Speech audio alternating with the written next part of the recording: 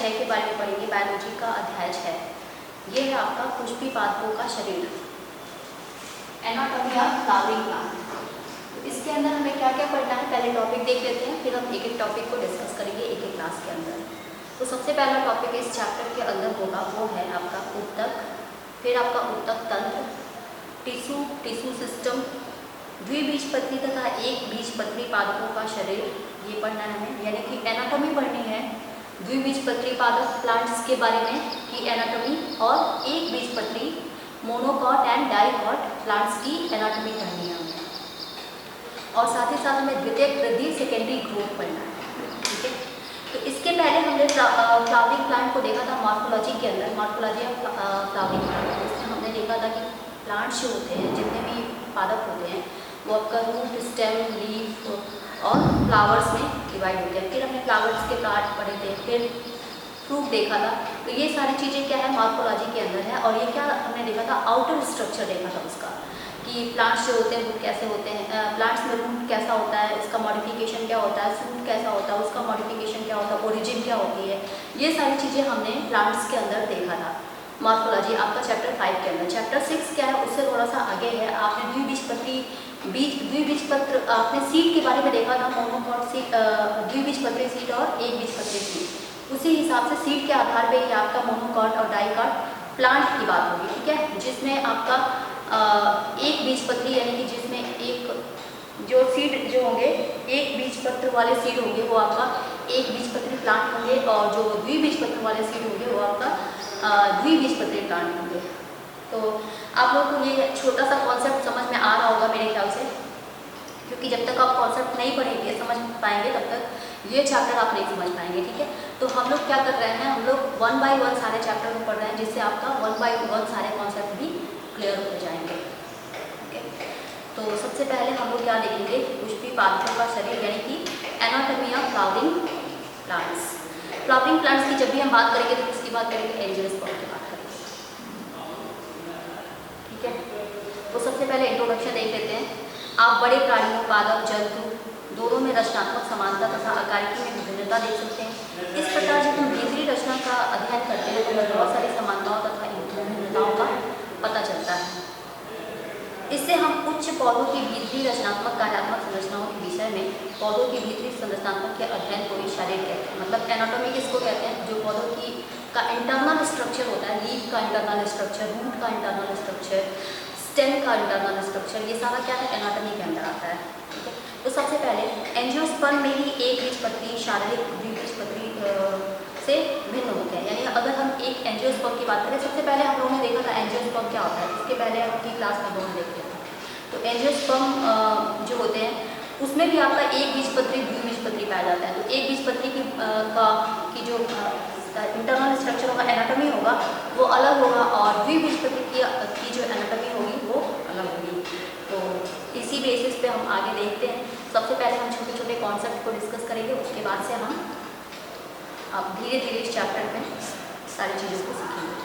तो सबसे पहले आपका आता है कॉन्सेप्ट उत्तक। उत्तक क्या होता है, आप सब जानते होंगे उत्तक क्या होता है।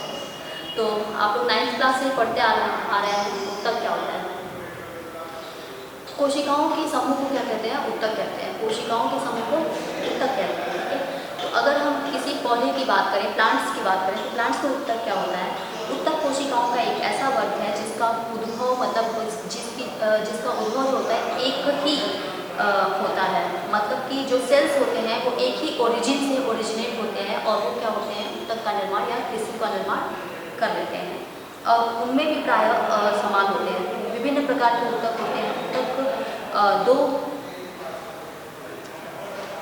प्रमुख उत्तक होते हैं। पहला आपका मेरिस्टेमी उत्तक तथा दूसरा आपका स्थायी उत्तक। ठीक है, तो सबसे पहले अगर हम उत्तक की बात करें, टिश्यू की बात करें, तो यहाँ देखिए टिश्यू सबसे पहला 2 तरह का होता है। आपका पहला होता है मेरिस्टेमी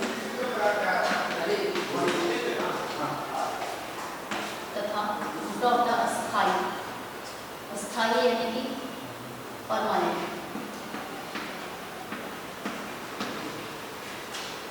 तो सबसे पहला आपका मेरिस्टेमी, जब भी जहाँ भी मेरिस्टेमी टर्म आए, इसका सीधा सीधा सेंस होता है कि वहाँ पे डिवीजन हो रहा है। ठीक है, डिवीजन हो रहा है। और मेरिस्टेमी टिश्यू से ही आपके स्थायी टिश्यू भी बनते हैं, मेरिस्टेमी से ही स्थायी टिश्यू बनते हैं। जब मेरिस्टेमी बहुत मैच्योर हो जाता है, परिपक्व अवस्था में पहुंच जाता है, तो उससे क्या होते हैं, अस्थायी ऊतक बन जाते हैं। ठीक है, तो मेरिस्टेमी टिश्यू के बारे में आज हम पढ़ेंगे।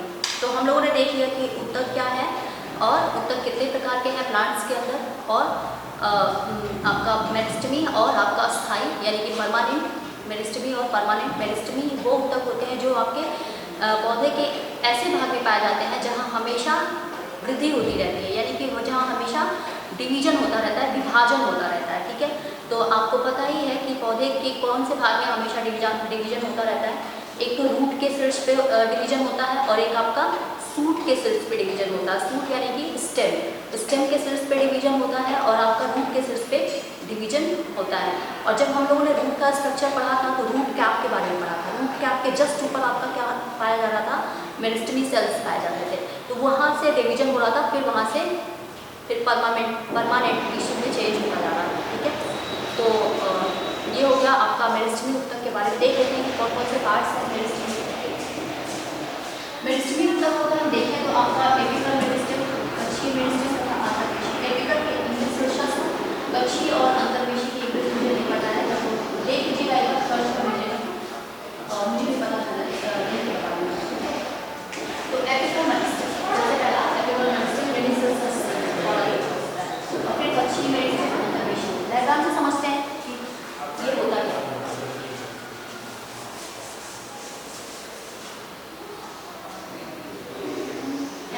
अगर हम एपिकल मेरिस्टेम की बात करें तो अगर आप किसी भी सूट को बनाते हैं, ठीक है, ये उसका क्या है, एपिकल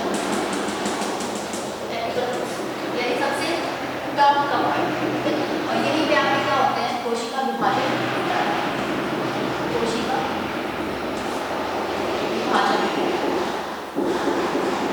विभाजन का मतलब यहाँ पे विभाजन हो रहा है तो यही पे मेरिस्टेम ऊतक पाया जाता है। जहाँ मेरिस्टेम ऊतक पाया जाएंगे वहीं पे डिवीजन होता है। तो ये क्या है आपका एपिकल मेरिस्टेम यानी शीर्षस्थ मेरिस्टेम। ठीक है, शीर्षस्थ।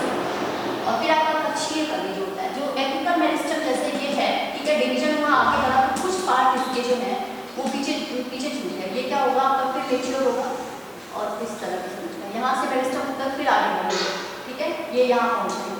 इसकी कुछ ड्रॉप जो होते हैं वो यहाँ छूट जाते हैं, तो ये क्या बनाते हैं, ये कक्षीय कली होती है, यहीं से लीफ का फॉर्मेशन होता है। ठीक है, तो ये होती है आपकी कक्षीय कली। ठीक है, अंतर्वेशी क्या होता है, जो स्थायी ऊतकों के मध्य में पाया जाता है। फिर इसका कुछ पार्ट छूट जाता होगा स्थायी ऊतक। जब भी आपका मेरिस्टेमी ऊतक की बात जब हम करते हैं ना, तो मेरिस्टेमी ऊतक जैसे ही बनता है तो अस्थायी ऊतक भी उसके साथ ही बनने लगते हैं। जैसे ये मैच्योर होते हैं, जो आपके सेल्स होते हैं वो मैच्योर होते हैं, टिश्यू मैच्योर होते हैं, तो क्या होते हैं, वो परमानेंट में कन्वर्ट होने लगते हैं। तो जब परमानेंट में कन्वर्ट होगा तो फिर आपका कुछ ना कुछ पार्ट उसमें मेरिस्टेम का होगा, जैसे कि तो वो आपका क्या होगा, वैस्कुलर बंडल के बीच में जो पाया जाता है उसको नाम दे देते हैं, अलग से नाम दे देते हैं, उसको क्या कहते हैं, अंतर्वेशी।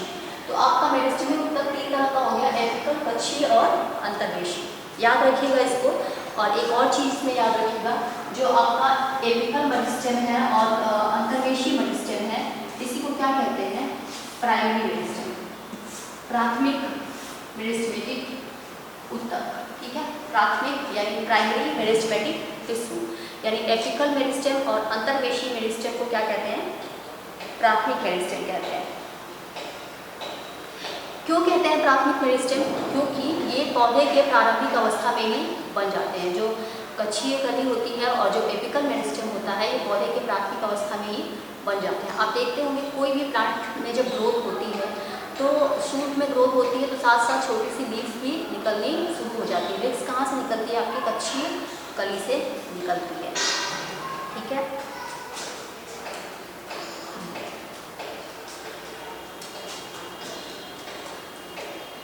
मेरिस्टेमी ऊतक जो बहुत से पौधों की मूल तथा परों के परिपक्व क्षेत्र में होते हैं, विशेषतः रूप से ये काष्ठीय कक्ष बनाते हैं। मतलब जो आपका वुडी स्ट्रक्चर जब बनने लगता है, आप पहले प्लांट क्या होता है, सॉफ्ट होता है, लेकिन जैसे जैसे उसमें ग्रोथ होती है तो वो क्या होता है, वुडी हो जाता है। मतलब उसकी लकड़ी का निर्माण होने लगता है, वुडी स्ट्रक्चर बनने लगता है। तो क्या होगा, आपका मेरिस्टेम आपका क्या होगा, परमानेंट में कन्वर्ट होगा, तभी तो आपका रूट का निर्माण होगा। तो वो क्या होगा आपका प्राथमिक मेरिस्टम के बाद उत्पन्न होते हैं, और इसे हम क्या कहते हैं, ये क्या होते हैं प्राथमिक मेरिस्टम के बाद बनते हैं, ठीक है। और इसी को हम कहते हैं सेकेंडरी या पार्श्वी मेरिस्टम, सेकेंडरी या पार्श्वी मेरिस्टम। यहाँ पाया जाता है सेकेंडरी या पार्श्वी मेरिस्टम। ये क्या करते हैं पार्श्व, जहाँ से इसकी मोटाई में पार्श्वी मेरिस्टम, ठीक है। तो ये क्या इसको पार्श्वी मेरिस्टम इसलिए कहते हैं क्योंकि ये आपका सूट के या रूट के क्या होते हैं पार्श्व लैटरल पोजीशन पे पाया जाता है। तो इन्हें हम क्या कहते हैं पार्श्वी मेरिस्टम या सेकेंडरी मेरिस्टम, सेकेंडरी मेरिस्टम या पार्श्वी मेरिस्टम, ठीक है। एक चीज और है, और ये क्या होती है प्राथमिक तथा द्वितीय दोनों मेरिस्टमों में कोशिका विभाजन के बाद नई नई कोशिकाएं बनती हैं। तो कैसा विभाजन होता है कोशिका में विभाजन, ये आपका कोशिका में विभाजन होता है तो आपका हमेशा क्या होगा माइटोटिक डिवीजन होगा, समसूत्री विभाजन होगा, ठीक है, जो रचनात्मक एवं क्रियात्मक रूप से विशिष्ट होती है और उनमें विभाजन की क्षमता नहीं होती है। यानी प्राथमिक और द्वितीय दोनों मेरिस्टम में कोशिका विभाजन के बाद नई कोशिकाएं बनती हैं जो रचनात्मक तथा क्रियात्मक रूप से संरचना तथा फंक्शन के आधार पर विशिष्ट होती हैं और उनके बाद में कोई डिवीजन नहीं होता है।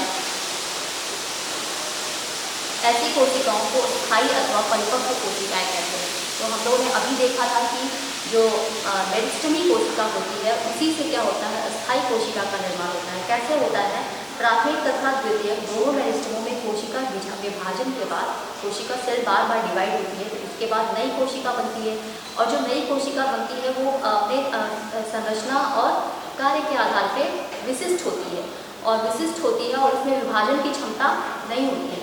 और जिसमें विभाजन की क्षमता नहीं होती है वो क्या होता है आपका परमानेंट टिश्यू होता है, यानी कि स्थायी ऊतक होता है। यानी कि आपका क्या हुआ मेरिस्टेमेटिक टिश्यू ही आपके परमानेंट टिश्यू में कन्वर्ट होता है, ठीक है। ऐसी कोशिकाओं को स्थायी अथवा परिपक्व कोशिकाएं कहते हैं। ये कोशिकाएं स्थायी ऊतक बनाती हैं और पौधे की प्रारंभिक काय बनने के समय शीर्षस्थ मेरिस्टम के विशिष्ट क्षेत्रों से त्वचीय ऊतक, फरड़ ऊतक, संवहन ऊतक बनते हैं। पौधे की प्रारंभिक बॉडी जब बनती है तो उसी समय आपका जो एपिकल मेरिस्टम है उसी के विशिष्ट क्षेत्रों से क्या बन जाता है आपका त्वचीय ऊतक यानी कि एपिडर्मल टिश्यू, ठीक है, और आपका भरल ऊतक जो आपका भरल पोषण में काम करता है कंपोजिट टिश्यू, और आपका संवहन ऊतक यानी कि वैस्कुलर टिश्यू। ये सारी चीज़ें आपके प्राइमरी स्टेज में ही बन जाती हैं जब पौधे की ग्रोथ होती है। एक बार देख लेते हैं कि हम लोगों ने क्या क्या पढ़ा, फिर इस क्लास को खत्म कर देंगे, ठीक है।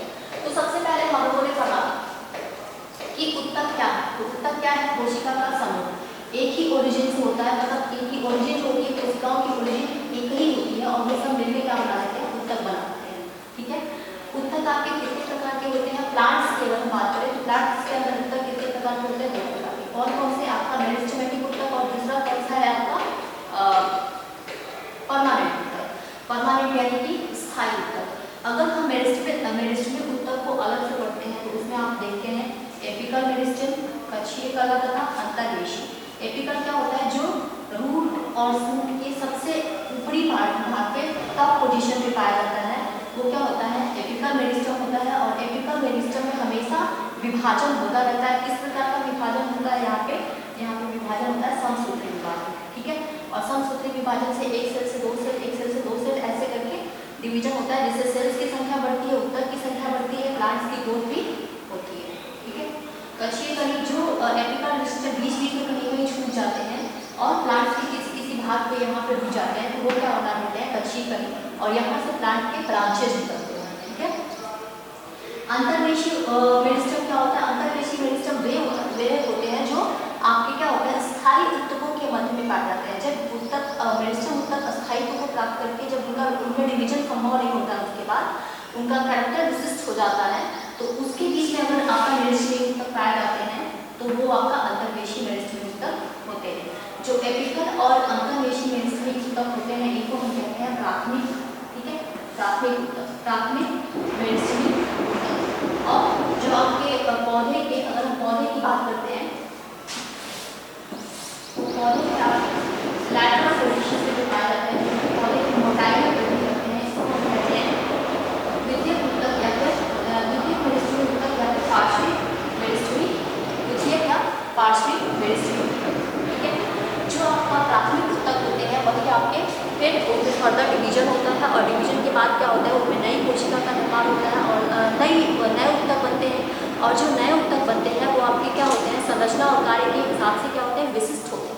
और इनमें फिर डिवीजन की क्षमता नहीं पाई जाती है, और यही क्या करते हैं, आपके स्थायी उत्तक का निर्माण करते हैं। जिनमें डिवीजन की क्षमता नहीं होती है वही आपके स्थायी उत्तक का निर्माण करते हैं। जो आपका सेकेंडरी मेरिस्टम होता है, सेकेंडरी मेरिस्टम में क्या होता है, वुडी स्ट्रक्चर होती है। पहले आपका सॉफ्ट संरचना, फिर उसके बाद वुडी संरचना बनती है, और वो उसका रिलेशन किससे होता है, उसका संबंध होता है आपका सेकेंडरी मेरिस्टम से। ठीक है, तो और जब पौधे की प्रारंभिक ग्रोथ होती है तो उसी समय क्या होता है, उसमें मेरिस्टम में उत्तक से ही क्या होता है, एपिडर्मल टिश्यू और कंपोजिट टिश्यू और आपका वैस्कुलर टिश्यू का निर्माण भी हो जाता है। तो ये आज की क्लास हुई हमारी, और ये आप लोग अच्छे से एक बार देख लीजिएगा। इसमें डायग्राम भी दिया है आपके बुक में पेज नंबर 85 पे, उसको भी अपनी कॉपी पे ड्रॉ कर लीजिएगा। और अगर कोई डाउट होगी इस क्लास से रिलेटेड तो आप नेक्स्ट क्लास में इसको पूछ सकते हैं। आगे की क्लास में हम स्थायी उत्तक के बारे में पढ़ेंगे, और फिर हम उसके बाद जटिल उत्तक के बारे में पढ़ेंगे। Thank you.